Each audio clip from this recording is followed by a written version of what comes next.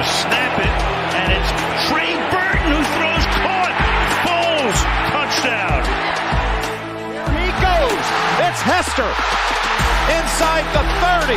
Hester's going to take it all the way for a touchdown.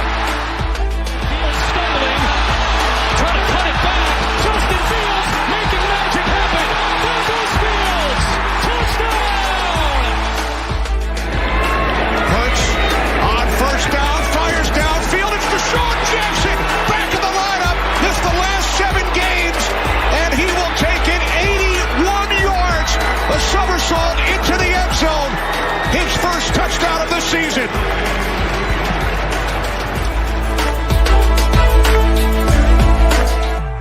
You're listening to the Pigskin Project, the world's #1 football podcast. Now, with more insights on all things football, here are your hosts, Ben Hansen and Ryan Matthews. Ladies and gentlemen, welcome back to the Pigskin Project. Sorry that we're a little late today, but we had some stuff to tend to, and we're back. We're back, and we are 1 week closer to football. Very excited. And Ben, exciting week altogether. Lucas Oil Stadium week. It's huge. Yeah. We'll talk about it a little bit more as far as the high school scene and everything going on with the games and stuff like that. It's going to be great. But how you doing, buddy? School's back up full swing. How's it going? Yeah. Like you said, school's back up. So I'm nice and tired every day now. But it's good. Like I do each and every week. Like I say each and every week. It's kind of nice to escape my little corner here and talk about football. It's a nice little escape from reality and school and everything. So I'm glad to be here talking football with you. For sure. And our fantasy draft's coming up. It's up in the air. I'm ready to smoke you and take that belt back. Oh man, it's not happening though. It's not happening. I think that I've got you covered. I don't know. But not only that, I have my own fantasy draft as well. In a league with my dad. It's my little keeper league going on. It will be on Sunday. So that's coming up. I'm looking forward to that. It's going to be different. It's going to be interesting just because a lot of the keepers got announced today, by the way. And speaking of which, we have our own news to announce, but I will get to that later. I want to talk to you about this briefly, just so you could, I want to get your idea for this really quick, just because for one, our filler segment sucks right now. So we don't really have a lot of stuff to talk about. A few things. But anyways, so the first overall selection, or the team that's making the first overall selection, picked Lamar Jackson as a keeper and sacrificed his 4th round pick for that, and Amon-Ra St. Brown as a 7th round pick. I like that one. Yeah. Number 2, he kept Jalen Hurts and gave up a 5th round pick in exchange for that and didn't keep anybody else. Number 3 was me, and I gave up Garrett Wilson for a 19th and Chris Olave for a 14th. Yeah. Goated. Next up, Nick Chubb for a 2nd, Jalen Waddle for a 13th. That's really Jalen Waddle for a 13th. Nick Chubb is hit or miss, but Jalen Waddle for a 13th is good. My dad picked Fields for a 15th and Jamar Chase for a 7th. Jamar Chase has been his 7th or his keeper for a while, and it just kind of goes up in value every year. Oh, it just goes up around every year? Yeah, so Chase would have been an 8th round pick last year because of where he drafted him. So for example, if I kept Olave next year, it would be a 13th instead of a 14th again. Honestly, though, that depending on how it is, Garrett Wilson and Chris Olave, keeping them for another 4 or 5 years, even getting it's gonna be giving up a 9th pick, a 9th round pick for him would still be they might be a good keeper for the next few years, a nice little tandem of wide receivers gone. Yeah. Number 6 had Saquon Barkley for a 1st and Ramondre Stevenson for an 8th. Number 7 had Jamal Williams for a 9th and Kenneth Walker for a 12th. Number 8 had Justin Jefferson for a 1 and A.J. Brown for a 3. Number 9 had Josh Jacobs for a 7th and Deontay Foreman for a 19th. Ugh. Idiot. And then number 10 only kept one player for Patrick Mahomes for a 1. Ew. So there's going to be lots of guys that aren't making first-round picks this year. I don't hate it at all, actually. I think it's going to be fine. I'm picking number 3 yours. overall. Yeah. Yeah. Anyways, you could get like, wait, did CMC not get kept? No. He didn't. Well, that leaves like, I mean, you have the hope that like with the 3rd overall pick, like hopefully an Austin Eckler's there. CMC's not going to be there, obviously. I'm not picking Eckler, dude. I'll tell you this right now. Whether or not we're in a league or not, I'll tell you this straight up. I'm not a believer in Eckler. You sound like a bum. You sound like a bum. Times. Oh my gosh. Austin Eckler finishes like a top 5 back like the last 3 years in a row. I normally get top 2 anyway, so anyways, I'm just kidding. Anyways, so I said we were going to make an announcement. I have not told Ben this news yet. Yeah. So we will have 2 guests on next week. Yes, I'm aware of at least one of them. Kyle Gagliardi will be on. Is it going to be Kyle? Let me guess. It's going to be Kyle and Braggs. Nope. No. Did not talk to Braggs. He is a Bears fan, though. Yeah. And he has been on the show. Oh, Coach Tyler? Coach Tyler will be on the show to talk about some Bishop Knoll, to talk about our overall experience at Lucas Oil Stadium, how it went, how it's been, and how we expect it to go. And then we're going to talk about pro football because we love it so much. And college football as well, back in full swing. It's going to be amazing. College football is back this weekend, by the way. It's just this week, but it's not like there's like 2 good teams playing, but not good games. Like I'll talk about it like in the end of weekly news, but yeah. But it'll be fun for like kind of not to spoil how the cake is made, but like the episodes with Coach Tyler on are always a lot of fun, at least for me. I mean, you get to see him every day. It's always like a lot of fun for me just because like after, I mean, you guys only see like the hour and 15 minutes that like we stream, but especially with Coach Tyler, like the conversation after the podcast happens for like another like 2.5 hours. It's phenomenal. I love that guy so much, man. He's done a lot. Yes. He's awesome. I don't think he's listening at the moment, but he probably will later. No. He's done a lot for me, and you know, he's my roommate this weekend too. So I feel like if I don't say some nice things about him, then just kidding. Yeah, no, he came up to me. He was like, "Hey, you're rooming with me, by the way." I was like, "Okay." So, it's gonna be a great weekend. I'm really looking forward to it. Got some team bonding stuff going, and that's awesome. I don't think I have to pay for food, so I think I'm all good. I think that's a bonus. There you go. I got. Yes. Anyways, so weekly news. Just gonna go ahead and dive into it here. Zoom through it because not much of importance besides Jonathan Taylor. Yeah. So Isaiah Simmons got traded for a 7th round pick. You feel kind of strong about this one. Just something. I mean, obviously, it was a former 1st round pick for a 7th. First. Wild. What do you think? He's just, I don't know. He's one of those really interesting players. We talked about it a little bit in our group chat, but he was just one of those really interesting players that was like, and it's kind of something that I touch on a little bit even now. And he was Isaiah Simmons.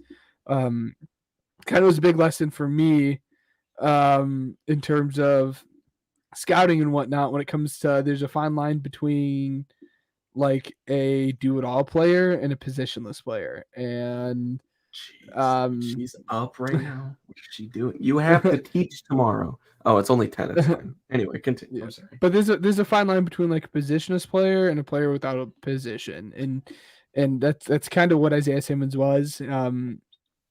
He didn't have the run support to quite be a safety, he didn't have the run support to quite be a linebacker, but he didn't like cover like phenomenal enough to be a safety. But yeah, I know. But so he's one of those weird players that still never found a position. But like, it'll be interesting what gosh, I'm blanking on the Giants defensive coordinator's name. He's someone that I should know too. But I'll be happy to see him. Wink Martindale, that's his name. It'll be fun to see Isaiah Simmons in like a Wink Martindale system, and see what he can. Brother, come on, get back in your spot. What are we doing here? But it'll be interesting to see what Wink Martindale can do. And like you said, a 7th round pick for a former first. So it'll be interesting to kind of see. I still think he can be something in the league, but I don't know. We've got some big time injuries. Let's see. Mom said, I'm going to puke because we're moving each other around so much. Jerry Jeudy is expected to miss several weeks with a hamstring injury. Terry McLaurin is uncertain for week 1 against the Cardinals. And then JSN also broke his wrist, or a bone in his wrist, and is questionable for week 1. Mm-hmm. Trey Lance, though, big news. So he's a third string. He was only given how many games? Like 5? I mean, unbelievable. But at the same exact time, I've said it once, I'll say it again. There needs to be a conversation to where he is on the same level as He's not even on the same level as Zach Wilson anymore. Zach Wilson is playing better than what Trey Lance is playing. Yeah. Which is like wild. I mean, and like we didn't really talk about it, but Kellen Mond got cut today. And Kellen Mond in the same draft class has played even better than what Trey Lance has. And Kellen Mond hasn't even played in a freaking NFL game. That's just I don't know. It's such a shame because I was a big fan of Trey Lance. For those who listened to the podcast last year during this time, I guess I was all aboard the Trey Lance train, and then the injuries happened. Like I said, I think we'll find a home somewhere, kind of a team which would kind of maybe make you happy that I've seen float around, which I thought would be a good fit, was the Vikings. And have him sit behind Kirk Cousins for a year, and then hopefully have him develop into at least a serviceable starter at that point. I mean, that's the only thing you can hope for. I mean, to say that like he's even just a decent backup quarterback would be like good for him at this point in his career. But I think it'd be fun to see him in a Vikings uniform. I bet you'd be happy to see him in a Vikings uniform. You'll see him trot out and be like, "This is a victory for the Bears today." It's an unforgiving, impatient, slippery slope in the NFL, and Trey Lance is learning that the hard way. Yeah. Give me just a second. I'm so sorry. You're all good. Corey Davis fired. So I don't know. I feel like he knew that he probably might not be the team or something like that, and I don't know how to feel about this, honestly. Not even the only younger player that retired either. Miles Jack retired after signing with the Eagles like 3 weeks ago. I think it's the same like Corey Davis situation that like as camp went on, you kind of like get the feeling that you're not going to make the roster, so might as well retire rather than getting cut. But I don't know, it's been a weird week for like semi-younger players. And I mean, I say semi-younger because they're not like super old. I mean, they're like 27 and 28 respectively. Yeah. But it's just like, it's odd to see that. You don't usually see that happen. And then last but not least, Jonathan Taylor has been granted permission to seek a trade. We've seen plenty of teams show interest despite reports. I don't know what to trust at this point. Some reports are saying the Bears are like really in or like willing to offer. Some reports are saying the Dolphins were, put in an offer and the Colts rejected it. Some people are saying that the Rams are in, and I think at one point the Patriots were in, and it's like, that's ridiculous. There's several different teams that are in on it and stuff, and all of this is supposed to happen before Tuesday. I told my dad, because my dad was like, "Oh man, like the Bears have the second best odds to land Jonathan Taylor. What do you think?" And I said, "Well, if this is supposed to end by Tuesday and that's the asking price that they're going to ask, like there's no way he's going to be a Bear. At the end of the day, he'll be a Colt." I don't see him changing teams. I see this being a pretty long, drawn-out process that's going to be longer than Tuesday. I don't think that it'll have – if it does, cool. That's something else. I think him going to the Dolphins would be interesting. Every Bears fan that I've seen on Twitter, every Bears fan that I've seen just in talk to in person and everything like that, the second they hear Jonathan Taylor and Bears in the same sentence, everybody's like, nah, it's not happening. For one, the whole running back room and stuff like that, a lot of people are still passionate about that and stuff, and how well put together it is and how kind of slept on it is. I don't think it's as good as like a Jonathan Taylor, but like I think there's definitely some promise in it with Khalil Herbert having a couple of years left on his contract. Roschon Johnson, Dante Foreman. I think that Roschon Johnson's going to get more snaps than Dante Foreman, but we could talk about that later. I hope so. So, ultimately though, there's just so much rumors, circulating it. If you get them, cool. If not surprised. That's where I land. I don't know what you think, but yeah. The Dolphins pretty much the only team like I think where he's going to go at this point. And I mean, down the stretch of the Dalvin Cook thing, it kind of seemed like the Jets were going to be the team he was going to go to. It was only a matter of time on when he was going to sign there. That's kind of where I'm at right now with Jonathan Taylor and the Colts and the Dolphins. I feel like they're going to be the only team that is willing enough to actually offer something of like substantial value. And boy, if they get Jonathan Taylor, that offense is going to be scary, man. With a stacked defense, no, for sure. It's just the AFC looks like they're improving more and more every day, and I'm just happy that I'm an NFC fan. That's for sure. Absolutely, yeah, it's a definite flexible NFC. But anyways, let's go ahead talk about the NFC North. Real quick. So as you mentioned, kind of like at the head of the show, College Corner won't like officially be back until next week, because that's when like week 1 officially starts. But technically, we're in like week 0. And I think the first like college football game's actually being like played today, but it's by like 2 D3 schools and whatnot. But that being said, there's actually like 2 teams of like name brand that are actually playing this weekend. You mentioned them before at the top of the show, but that's Notre Dame at like the 2:30 slot, and they're playing Navy. They're ranked 13 right now, and then USC is playing at the night slot at 8 o'clock. This is Eastern time, so it'll be 7 and 1:30 respectively for most of our listeners, at least. And they're playing San Jose State. And these are both like games that you come away with saying both teams should probably absolutely whoop up on those underdogs. But you never know. I mean, I'm a Michigan fan. We lost to Appalachian State. So, but yes, those are two games of note to kind of look at for week 0. And like I said, just in terms of like programming for you guys, College Corner comes back next week. So yeah, it's going to be super exciting. That, and I mean, this is next week's going to be literally it's gonna be so much fun. Week before game week. It's going to be awesome. So let's dive right into the last division that we have to cover. You think you know football? Well, prove it. This is Pigskin Pick'em. Awesome. So I'm looking forward to this, man. This is great.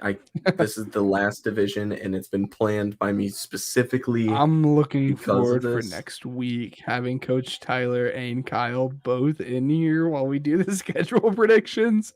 That's going to be a lot of fun.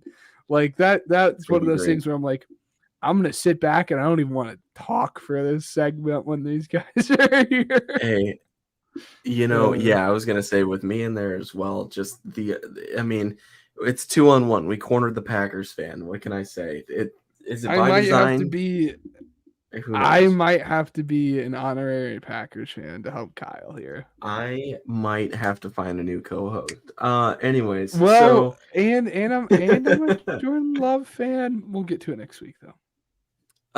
Anyways, we're going to start off with the Lions here.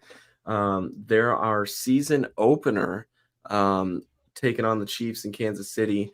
Looking forward to this one by a landslide. It should be the Chiefs, so I'm going to take the Chiefs here. Like you said, it should be the Chiefs. And for that reason, I picked the Lions. I think the NFL kind of wants to. I think the NFL wants to. I think the NFL really wants to at least try to prop up the Lions a little bit more with as much hype as they've been getting this off season. And I mean, it's classic Dan Campbell to come in and kind of win a game that they probably shouldn't be in. Like, they're going to be a good team this year, but they're not obviously the same tier as like your Chiefs, your Eagles, your Bengals. So I think it'd be a classic Dan Campbell. And if worse comes to worse, I think it's going to be like the Eagles Lions opener for them last year, where it was like super close and they lost by like a field goal. Yeah. But I do have the Lions winning. Spice it up. Just for fun. Yeah. Next week against the Seahawks, I have them losing this one as well. Their home opener. This one, I think I mean, I'm a huge fan of the Lions actually this season. I think they're going to be great. When I see hostility in Twitter and stuff like that between Bears and Lions fans, it's like, dude, we both suck for so long. Like, can we just like cheer each other on here? I know we're division rivals, but like, this is horrible. Yeah, no, I think the Lions are still going to lose, and people are going to be asking some questions about Dan Campbell starting off. What do you think? Okay, yeah. I am right there with you, at least in terms of this week. I do have them losing to the Seahawks, but I do not think, even if they lose to the Seahawks, I don't think people will be calling for Dan Campbell just yet. So you do have them losing, though? I do have them losing, though, yes. I'll have them win against the Falcons, though. Yes, I'd be concerned if you didn't. I also have them beating the Packers in Lambeau because the Lions just so happen to figure out how to do that, but they'll lose against the Packers at home down the stretch. But I will say they're winning against the Packers at Lambeau. You know, I thought I was being kind of hot take-ish when I had the Lions beating the Packers at Lambeau. So that's a bit of a shame. Kind of deflated my balloon with that one, but I do have the Lions. I do have the Lions beating the Packers at Lambeau. So I have them. I'm gonna tell you my next four here. I have them beating the Panthers, beating the Bucks, losing against the Ravens, beating the Raiders. Fair point, Mom. Yes, Packers do suck. Yep. I do have the exact same four there as well. The Panthers beating the Panthers, beating the Bucks, losing to the Ravens, beating the Raiders. And I'm gonna take a guess that the reason you had it cut off there at the Raiders is because you have them losing to the Chargers. I have them losing the next three. Yeah. Wow, the next three. Okay. Mm-hmm. Yeah, they went on a little bit of a run there, but they're gonna lose a few. Oh my goodness.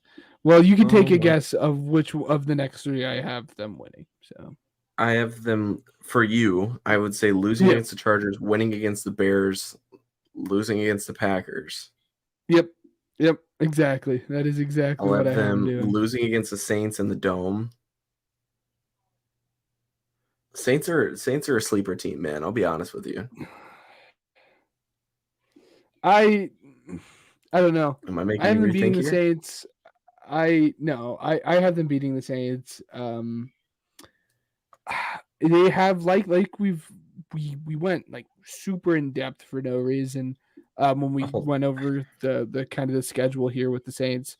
They're kind of like this weird purgatory, and hopefully Derek Carr gets them out of that, where they have some like really good pieces and really good young talent.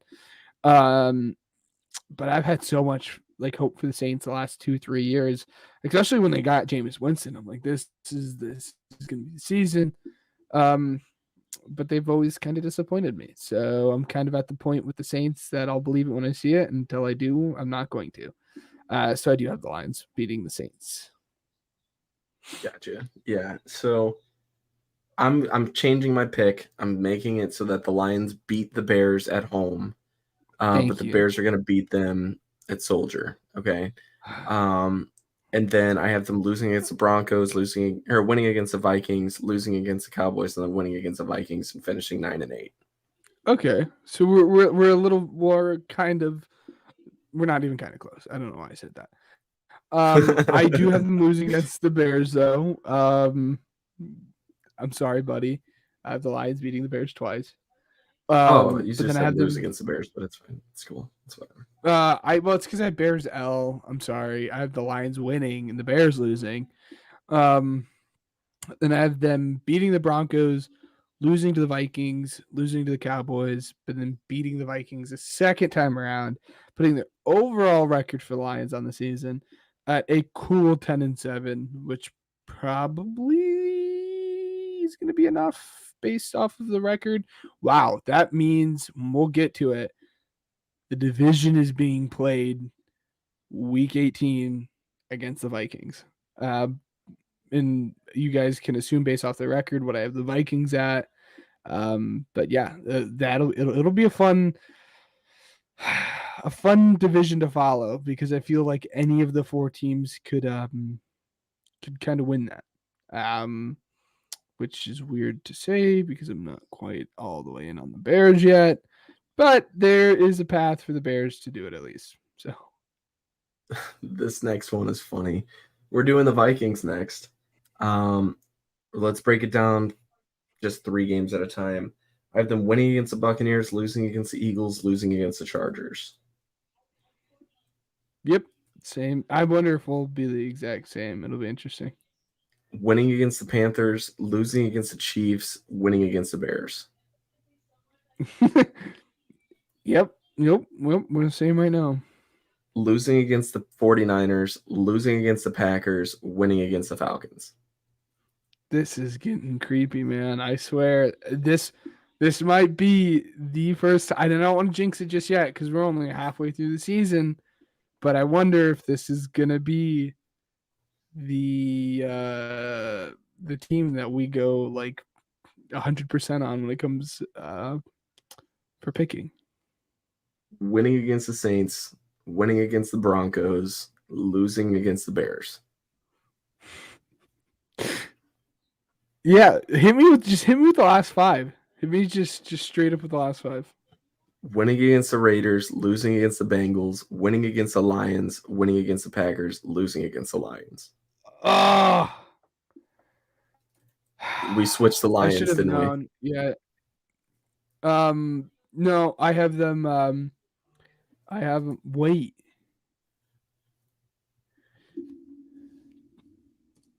The Packers is what ruined us there. The Packers, stupid Packers, man. The Packers are the only difference. Do you have them at 8 only and if 9? I had. Yeah. 8 and 9 is crazy. Okay, that's cool. All right, so wow. Okay, that I can't wait for next week, dude. That's gonna be great. It is. Anyways. It's gonna be fun. I mean, I don't think this should come as no surprise for anyone. I do not think I will have the Bears winning 10 games, and I would be wildly surprised if I have the Packers winning 10 games as well. I will tell you this right now, though. I will tell you honestly, my unbiased take is that they'll be in the same ballpark as the Vikings and Lions when it comes to record. The Packers or the Bears? The Bears. I think the Bears will be anywhere from 7 to 10 or 7 to 9 games without looking at the record or the schedule right now. I think 7 is probably the ceiling for the Bears. But we'll see. Anyways, it's time to talk Bishop Knoll because this is our little filler segment. We are zooming through this, by the way. It's absolutely it's been a long day. Zooming. It has don't been mind it. Exhausting day today. We'll have one heck of an episode for you guys next Wednesday. But anyway, tune in for that. So, Bishop Knoll, man, what questions do you have? Because I didn't really talk to you about this all that much. So for those who I guess I'll lay it out for those who kind of follow high school football or whatnot, and for those who don't. Bishop Nolan went all the way to South Bend and played South Bend Clay, beat South Bend Clay. I'm blanking on the final. 18. There it is. 30-18. They won, but it might have been an ugly 30-18 win, which we'll get to in a little bit. Sloppy. Sloppy's the word I'm looking for. Not ugly. Don't want to trash on your team. Sloppy. It's week 1 though. Everyone plays sloppy. You try to limit the mistakes. I'm sure you guys will be better. And then, as Ryan mentioned numerous times, which as he would, because good for him, because I probably would have mentioned it even more than what he has on the podcast. They are playing Osceola. Yes, they are playing Osceola at Lucas Oil this Saturday. You can still buy your tickets for that. If you guys go, I believe it's on my Twitter. If anybody, go to Ryan's Twitter and go and buy a ticket for that. You guys can see Ryan on the sidelines wearing his fancy new slacks. But anyways, the South Bend Clay game. As a coach, what was your biggest takeaway? And I'm talking about I'm not talking about your players or anything, but like, how was your first game as a coach? So I tweeted it out. I'll start off with this just because it is funnier to start with this. I now appreciate, understand, and respect why Pete Carroll chomps his gum on the sideline, because it was very stressful. I mean, dude, I'm going to be doing it. I'm going to be doing it on Saturday. Oh, God, please not the level that Pete Carroll does it, man. Oh, dude, it's bad. Dude has like a wad, like the size of his fist in his mouth. Dude, it's horrible. Nah, I'll just have a couple. I'll have my container of gum on the sideline so that I can get a fresh piece every once in a while. Oh God, containers inferring that it's like a thing. Do you do like gosh, what is it called? The ice. Yeah, I'm talking a package. Something that's about that big. That's the plastic like fold over that opens like that. Yeah. Yep. The like the 25 piece or whatnot. Oh yeah, I get what you're saying. When you said package of gum, even though this is off topic, I was worried that it was gosh, what are those gums that are like cube shaped? Something I used. Oh, like the icebreakers. Oh gosh, I was worried that that's the gum that you'd be. I was worried that was the gum that you'd be munching on, because I mean I have a pack of spearmint sitting like right next to me. I'm a big gum guy myself as well. Yeah. But I was worried there. But anyways. But yeah, I mean it was stressful. You know, when you start week 1, you don't want any injuries. That's the first thing. Unfortunately, we did have a couple. However, you know, the kids have been putting in a lot of work to where it's not as. By the way, not to cut you off, what are the rules in terms of like being able to like name drop your players? Are there rules against that, or should we avoid doing that? Like, I don't know the rules specifically, so I'm not going to. Because for one, I don't. What I'll say, I will tell you guys exactly. I'll describe the player, but I'm not going to name drop them, if that makes sense. And and then maybe we can get clarification from Coach Tyler next week about kind of what the rules for that are. So yeah, I mean injuries, they happen. You know, obviously week 1, if you remember playing, you know, cramps are horrible week 1. Cramps are awful. It was so bad. So I mean, obviously we've got a few of those. And I mean, mistakes were meant to be made. At the end of the day, it's not meant to be a perfect game. There's going to be mistakes. There's going to be ways that the other team figures you out, and we figured out the other team as well. All due respect to that other team. The coaching staff was very professional about just about everything. Couldn't ask for very much more in terms of hostility and hospitality. I mean, not hostility. Hostility is not the word I want to Oh use. gosh.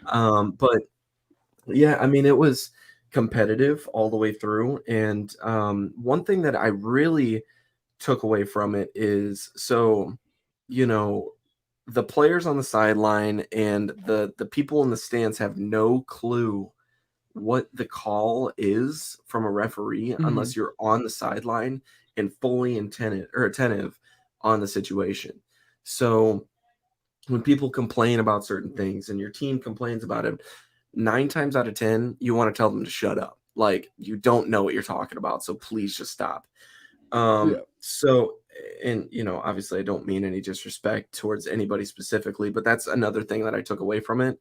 But that Bishop Knoll crowd is intense, man. Like, they traveled very well and it was awesome. That's good. The overall feel from the kids and everything, very respectful. I'm very excited for the rest of the season just because of their work ethic and their respect towards us and just how everything's been going. Mhm. But I mean, their ability to adapt to certain situations as well as just And then something that I mean adore yeah. and I very much respect because it was really hard to do that when I played. And then So I think this is common knowledge at this point. And I think I'm totally okay with saying this. yeah. But you are the running backs and CBs. Yes. I won't say DBs, but CBs. Running Mhm. back in cornerbacks. How did your two groups there look on offense and defense? So running backs, I'm very confident about this season. I We've saw got that speed. one of them got the MVP of the game, offensive MVP of the game. Yes. Yeah, statistically he's pretty good. Looking at that, and I Mhm. think I can talk about this because we put it out on Twitter. He's ranked number 26 in the state. I mean, pretty Oh wow, solid. yeah. Um, for yards and everything, he got, I want to say, over 200. Oh wow, Um, but he's a sophomore. He's really, really you got a couple quick. more years with him. Yeah, absolutely. We've got a young team, man, and that's something that I'm also looking forward to because I want to do this for as long as I possibly can, as long as I don't annoy Coach Tyler, so, I don't but know. We'll yeah, I see mean, after this weekend after he rooms with you. yeah, right. Um, looks like it changed a little bit, but let's see here. So, I'm trying to find it right now. Um, okay, there we go. Let me see. So his stats and everything were just great, man. It was a lot of fun Mhm. just because it did give me a little bit more confidence. He finished with, or one of them finished with 149 yards, 13.5 yards per carry on 11 attempts. His longest run was 51 yards, and he had one Oh touchdown. wow. So number 3 in the state with his class and everything, so that's pretty good.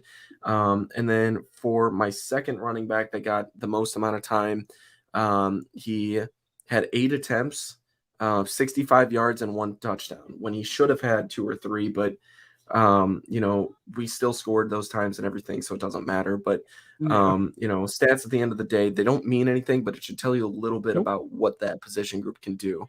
Mhm. For my corners, we had some stuff we needed to work on this week, and we definitely did. Like I said, I don't want to expose too much of what we're going over, but I know, you know, I feel confident in what we've got right now. We've got some depth at the position. I'm very excited about it, but at the end of the day, we made some adjustments, and going forward in the season and everything too, we're keeping an open mind with the corners and stuff to see exactly what the best situation is. But so far this week, it was pretty decent. It wasn't the best game, but we had a freshman starter that I'm very impressed with, and I There think you go. that he's going to be very good going on the stretch. And I would be willing to bet that he gets a turnover this next week. It's going to be Aw, pretty that'd be awesome awesome. to watch. But ultimately, as a coach, looking at this, our corners at the first half of the game kind of seemed like it was a problem. kind of got a little down on myself, started questioning a little bit. But then as soon as we started making those corrections, we started kind of looking in the mirror and figuring out what it is to figure out and correct. That's when I started feeling a little bit more confident and be like, all right, we fell apart in some areas, but it's not my position groups. And now I know what we need to work on during practice. So I was feeling pretty good there. There you go. But as far as mistakes go, I mean, it is what it is, So And then I got 2 more questions with you. One's going to be short, and the one I expect maybe a little bit longer of an answer. So I'm going to kind of combine them just into one, and then after these 2, feel free to talk about whatever else you want to talk about. Yeah. But selfishly, time, so. selfishly, how did those hog mollies up front look on the offensive line? And then, that's not a good look. And then, kind of, what are you expecting next week out of your guys' game? And then kind of what are your hopes for Lucas Oil and then your team in general?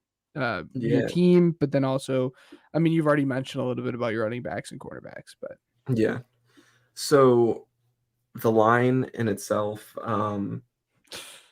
we had some more, like I said, with my other position groups, we had some stuff that we needed to work on. We did some things very well, and then we did some things that were kind of poor.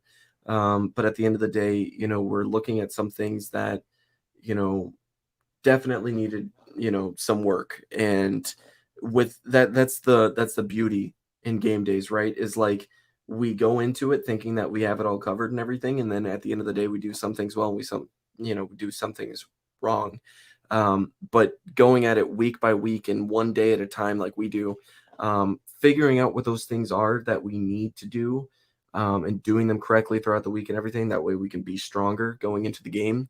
I do feel more confident about it. The offensive and defensive line, I think it'll be okay. There you go. But I think they allowed 2 sacks, so that's not horrible. So I can't. Yeah. I'm not going to shade them too much on that. No. But yeah, I mean, moving a little bit faster and stuff like that, we're definitely getting better for it. The heat this week didn't necessarily help, but it'll be all right. So hey, you're not gonna have to worry about that heat this weekend. It'll be all right. Yeah. So, as far as Lucas Oil, I have a sign up in my room that says 1996, and it says, "Help change the narrative and rewrite history books." And that's just kind of like my motivator for when I go to practice and everything, and keep that mentality, because my whole philosophy going into practice is like, if you don't have a mentality to change the narrative, what you have, or, the narrative that you have about the school, with it not being as illustrious as you would have thought, or wanted. If you don't have that mindset, you're not going to. And that's the exact reason why we say that the Pigskin Project is the #1 football podcast in the world. Is it statistically? No. Do we appreciate every bit of support that we get? Absolutely. But in our hearts, do we think that this is the best content out there? Absolutely. So when we look at football teams and stuff, and changing the narrative and everything, if we think that we're going to do that, we absolutely will. So, going through the motions and everything of the week, taking it day by day is very important. In 1996, the reason why I said that is that's the last time that Bishop Knoll started the season 2-0. They have not started a season 2-0 since 1996. So this game is huge. A lot of the players and everything, they know it because there was an article that was published about our quarterback, and the culture surrounding the team and everything, and how he manages it despite the fact he's a sophomore. But with this and with our coaching staff and Coach Tyler specifically, we go into it and we say, look, we have all of this that we need to change. There's a lot of stats that can be broken. A lot of history that could be made this season because of our potential. We just have to take it day by day and figure it out on the spur of the moment. They're doing a really good job of that. So looking at this week in practice, to be honest with you, man, I can't tell you whether or not we're going to win or not. I hope so. I'm confident in our guys. I think that we absolutely can, but I'm not going to throw any disrespect to the opposite team just because anything could happen. We have that any given Friday night, Saturday night, Sunday night, whatever day it is. Yeah. Anything could happen. So, for updates and everything like that, definitely follow the Twitter and everything as well for anybody listening. But I'm so freaking excited about this week, dude. It really is bet. awesome. I mean, for one, to be basically interviewed by my co-host and best friend here. It felt like a little pregame press conference, not gonna lie. It felt nice. But not only that, we got a lot of stuff planned for the team on Friday. I can't wait to get to the hotel, and not just because when you look at a football team, right, and you think of how they bond and how strong, that you've got that brotherly love, that sparked this podcast, Special really. special kind of bond.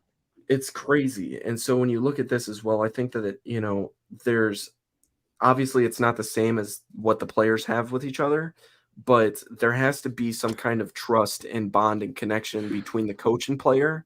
That's so Yeah. important. So I can't wait, because these kids, man, they're really cool. They're really fun to hang out around, but to spend some time with them and, get to really, spend some time as a group before we go out and lay it out on the line and stuff like that on Saturday.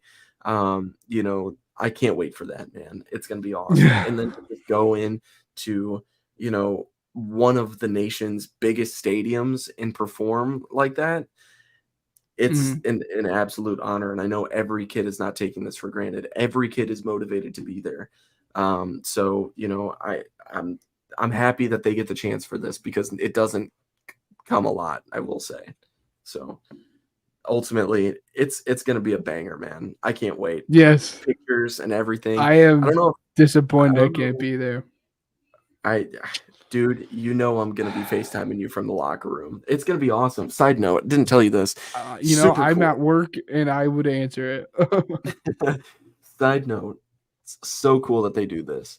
For events like this, they put their names and they put the school logo, like the team logo, up on the locker. So every individual locker is set to a certain name. And it has the logo, team logo, the jerseys, everything, just like a pro would. So they get to experience that and everything. It's so cool, man. Some coaches, it's kind of toxic when they do this, but I'm totally living through these kids, man. Like, this is such a thing that I wish I would have in high school, but it's so cool, dude. It's so cool. I'm so excited. Yeah. But ultimately, I mean, do you have anything else that you want to talk about on this one, or do you want to just go ahead and move to Weddle? Because I think I'm all good. Unless you have I'm anything. good. If you guys enjoyed this, it might not be like a weekly thing, but we have a coach. We have a coach here. I mean, obviously we're going to talk a little bit about it. But if you guys enjoyed this, come back next week. We're not going to only have Coach Matthews here, but we're also going to have Coach Tyler here as well. So like I said, if you guys enjoyed this, come back. It's going to be this, but absolutely on cranked up to a 10. I probably don't want to say what I was going to say, but it'll be fun. Come back next week to hear Coach Ryan Matthews' opinions on Lucas Oil and how his team did. It's a beautiful stadium. We've been there countless times. Scouting Combine, I've broadcasted a couple games there and everything. It's going to be an awesome opportunity to get out on the field. But we will be covering it briefly. I will say I'd like to cover I would like very to briefly cover it like 5 minutes every episode. I would like 5 minutes. We'll talk about it for sure, but it's not going to be the 20-minute segment that we just did. So speaking of segments, though, let's go ahead and move on here. It's time for America's favorite game, Weddle. Awesome. So this is, Ben, you're killing me. It's no surprise at this point, but we're both tired. Let's try and guess a football player, man. For that. I'm exhausted. I'm ready to guess a football player and go to bed. So I'm gonna go ahead and go first, because I know you guess AJ Brown first every time, and I know it's. By the way, it was AJ Brown like 3 days ago, and it felt very good to just get that. Send it out. Yeah. Pull it off the bat. Let's start it off. Cole Kmet. Oh, absolutely nothing here. Great. Awesome. Absolutely nothing here. Goodness gracious. Rashad Penny.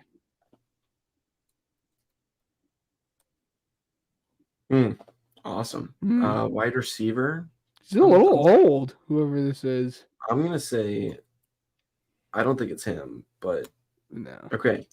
5'10", wide receiver. I'm thinking Marquise Brown. Easy. It can't be Marquise Brown because it's not Arizona. Oh, yeah, no, you're right. Yeah, it's not easy. I lied. But it is a wide receiver. It is shorter. The NFC West. Type in Ben Skoranek. He's a little bit taller than I thought he was there. Ayuk is pretty Okay, tall. so that right? leaves the 6'8". Seahawks. Oh! I know who it is. Who is it? It's easy. Tyler Man. Lockett. See, I thought that Tyler Lockett was taller, but that's fine. No. By the way, we might play this at least in the future at some point. Draftle is so much fun. See how much time we have. I love Weddle. We probably won't have time to play it today. We're both kind of tired, but it's phenomenal if you guys are big draft nerds, kind of like I am. But AJ Brown. Okay. Okay, offensive player in the AFC who's young. Oh, and then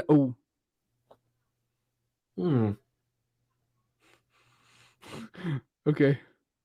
I feel like you already know who it is, so I'm like, oh. I think I know who it is. Actually, I don't know if I do based off the height. Okay.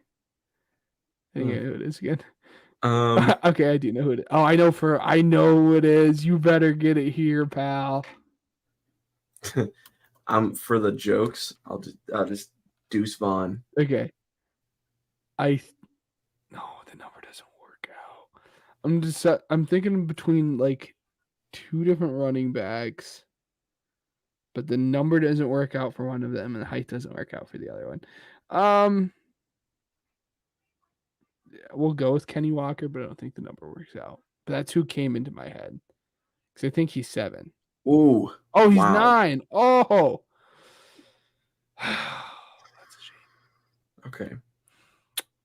All right. Well, 9. it's not a running back. How did I not? I'm a little slow today. It's not. No. But it is quarterback. A short quarterback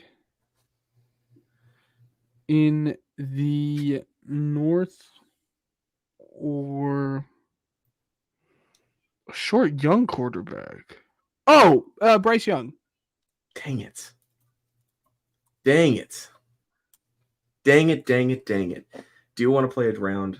I'm not going to get smoked on Bryce Young a second time. I've already lost on Bryce Young once. Let's play a round. All right, yeah, we can help each other out here. So this is a whole lot of fun. We can help each other out here. There's a hard and easy mode. This is like draft year, school, conference they were drafted in. Current player and everything. Current, like it was Joey Porter like 2 days ago. Okay, I just want to see. Well, okay. Well, all right, Derek Carr. No, it can't be. It's AFC West. No, Derek Carr. It can't be. It's AFC West. Buddy, he's on the Saints now. Yeah, I know, but it's the team that you were drafted to. I know, but it's Derek Carr. Is it? Wow. Okay. Yeah, I'm stupid. All right, let's go. I'm like, it is Derek Carr. I'm like, see, I was saying current player. It is not. Yeah. So that's what I'm saying. So for those who kind of struggle a little bit with that, it is the team that you were drafted to, and then position, so on and so forth. But yes, it was the team that you're drafted. So like, if you put in AJ Brown, it would show up as the Tennessee Titans or something. Yeah. You know what we didn't talk about today very much? A little bit. What? Fantasy football, which we have next week. So stay tuned to the Twitter because honestly, we don't even know what's gonna come out of that. So yeah. So for those who are wondering why he said that, we live streamed the draft last year. Due to time, one of us will not be able to be live streaming at the start of the draft. If we can get it pushed back, like an hour, we might be able to actually live stream it and everything. Because we think it might not be worth it for one of us to not be here for us to live stream it. As much as we love everyone in our fantasy it's group, easier too. Might I say it's easier if both of us are here. I love everyone, but it is a very chaotic group of individuals. So having two quote unquote admins to deal with the 6 or 7 other people that would be joining us anyways. I have an idea for it because last year was horrible. We'll talk off air, but ultimately, I think it's time to end this here. Real quick. Actually, yes, I can't believe we didn't mention this at the start of the podcast. If you're a college student, you get TV. You get cheaper prices with Red Zone and NFL Ticket and all that stuff. You're not paying as much for NFL Ticket if you are a college student. It's actually significantly cheaper for college students. It's 60% off. So if you're a college student and you're kind of into that stuff, which if you have an active college email, that. But yeah, I'd be works. concerned if you made it this far into our podcast and you weren't a fan of football. But if you're a college student, go ahead and do that. It's like you said, over 50% off for college students. So anyways, let's go ahead and end it here. If you liked this episode, please give it a like. Comment in if you guys have any other suggestions or anything. I'm looking forward to Lucas Oil, so stay tuned on my Twitter. Stay tuned next week as well for how that went, because we're gonna have plenty of previews, or not preview, but reviews on that as well. Speaking of reviews, please leave us one. It mean a lot. Any kind of recommendations, anything like that, please send it to our DMs. We want to thank Regional Radio Sports Network, Overtime Sports Network, Spotify for Podcasters, and Uppercuts Grooming for helping us grow as a podcast. And until next time, this has been the Pigskin Project.